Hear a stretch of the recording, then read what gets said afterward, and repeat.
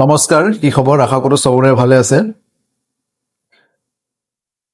অসম চৰকাৰে দিয়া মুখ্যমন্ত্ৰী আত্মনিৰ্ভৰশীল অসমৰ যোনটো আঁচনিত CM ত্ৰিপলে সেইটো টকা পালে আপুনি ভাবিছিল নেকি কিবা এটা কৰিম বুলি? ৰ'ব, এতিয়াও আপোনালোকে ৰখিব লাগিব, ধৈৰ্য ধৰিব লাগিব। চৰকাৰে কিন্তু আমাক বাৰে বাৰে টাইমটো ডিলে কৰি আছে। तारीख पर तारीख तारीख पर तारीख तारीख पर तारीख तारीख पर तारीख मिलती रही है। কৈছিলে অক্টোবৰ মাহত হ'ব বুলি, কিন্তু অক্টোবৰ মাহত নহ'লে।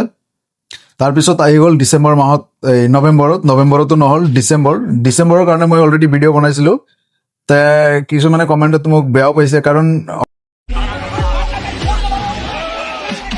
অবিয়াছ বেয়া পাব। ডিচেম্বৰ মাহৰ মই ইউটিউবত কৈ দিলোঁ চৰকাৰে কোৱা মতে।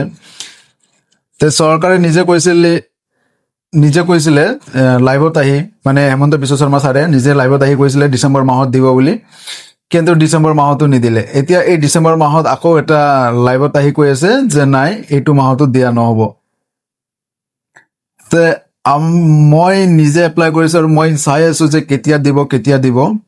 দিলে মই এটা কিবা কৰিম, কিবা এটা ভাবি থৈছোঁ। মোৰ নিচিনা সকলোৱে ভাবি থৈছে কিবা এটা কৰিবলৈ, কিন্তু টাইমটো ইমানে মানে ডিলে কৰি আছে। কথা দিছে, দিম বুলি কৈছে, তথাপিও দিয়া নাই। বেলেগ আঁচনিবিলাক ইমান ধুনীয়াকৈ দি আছে, নিযুত মইনা হওক, অৰুণোদয় হওক, এইবিলাকৰ কেতিয়াও দিলে নহয়। কিন্তু এইবিলাক আঁচনি, কাৰণ এইটো হ'ব পাৰে যে ইয়াত বেছি মানুহে এপ্লাই কৰা নাই আৰু এইটো মানুহৰ ফ'কাছত নাই না এই বস্তুটো। এইটো আঁচনি ইমান ফ'কাছত নাই, যেনেকৈ নিযুত মইনা হওক, তাৰপিছত এই অৰুণোদয় আৰু কিবা কিবি আছে নহয়, এইবিলাক যেনেকুৱা ফ'কাছত আছে, এইটো আঁচনি ইমান ফ'কাছত নাই, সেইকাৰণে ইমান এটা মাথা মাৰা নাই, তেনেকুৱাহে লাগিছে। যিয়েই নহওক, এতিয়া মুখ্যমন্ত্ৰীয়ে লাইভত আহি কৈছে যে এই পইচাটো বা এই ধনটো,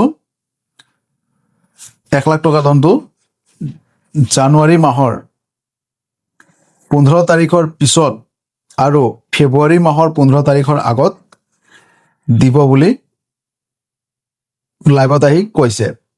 এতিয়াও এইটো যে কনফাৰ্ম, এইটো মই কিন্তু মোক লগা নাই যে এইটো কনফাৰ্ম হ'ব। যদি কনফাৰ্ম নে নাই আপোনালোকে কি ভাবে কমেণ্টত জনাব। আগতেও এনেকৈ লাইভত আহি কৈছে, কিন্তু ডেটবিলাক এক্সটেণ্ড হৈ গৈছে। তো সেইকাৰণে এইটো আমি কনফাৰ্মকৈ ল'ব নোৱাৰোঁ। আৰু আপোনালোকে যদি এইটো আশা কৰি আছে, তেতিয়াহ'লে আশাটো মানে ইমান এটা আশাও কৰিব নালাগে। আপোনালোকে বেলেগ কাম কৰি থাকক, এইটো পইচাটো পালে ভাল কথা। গোটেইখিনিতো আমি দি দিছোঁ, এতিয়া আমাৰ জাষ্ট পইচাটো দিব নে নিদিব সেইটোহে। এতিয়া আমাক কোনো প্ৰজেক্ট বা তেনেকুৱা আৰু কোনো ভেৰিফিকেশ্যনৰ কাম নাই। আমি এতিয়া নিজৰ কামত ব্যস্ত থাকিব লাগিব। তো এইবাৰ গুৱাহাটীলৈ নামাতে, আৰু এইবাৰ কৈছে যে সদৰ, মানে প্ৰত্যেকটো জিলাৰ সদৰ থাকেতো, মানে ডিষ্ট্ৰিক্টৰ এটা মেইন টাউন, তাতে মাতি কিনে দিব বুলি কৈছে।